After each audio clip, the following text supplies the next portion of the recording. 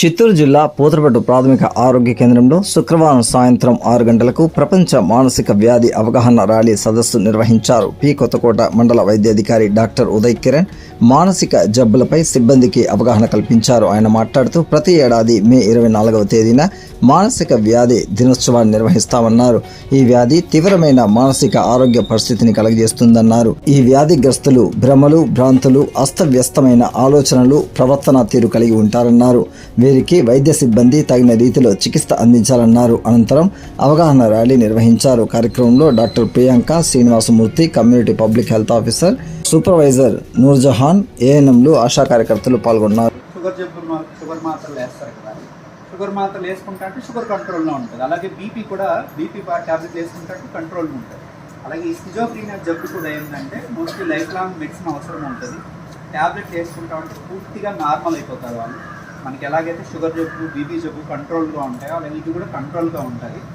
మందులు వేసుకుంటే కనుక కంప్లీట్గా ఎవరి పని వాళ్ళు హ్యాపీగా చేసుకోవచ్చు.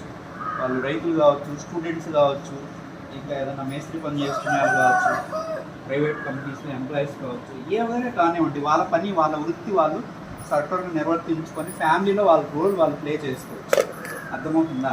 సో గతంలో ఇంకా ఏఎన్ఎంస్ ఇంకా ఇక్కడ ఈ జబ్బు గురించి తెలిసిన వాళ్ళకి ఏంటంటే ఈ జబ్బుకి మెడిసిన్స్ పెడితే మత్తు ఎక్కువగా వస్తుంది, సైడ్ ఎఫెక్ట్స్ వస్తాయి, ట్యాబ్లెట్లు అలవాటు అయిపోతాయి, సైడ్ ఎఫెక్ట్ అని భయపడేసి సరిగా వేసుకోరు. సో అది పాత రోజుల్లో అలాంటి పరిస్థితి ఉండేది సైడ్ ఎఫెక్ట్స్ వాటి గురించి. ఇప్పుడు మనకి అడ్వాన్స్డ్ ట్యాబ్లెట్లు, మెడిసిన్స్ అనేటివి అందుబాటులోకి వచ్చినాయి. చాలా తక్కువ సైడ్ ఎఫెక్ట్స్ ఉంటాయి.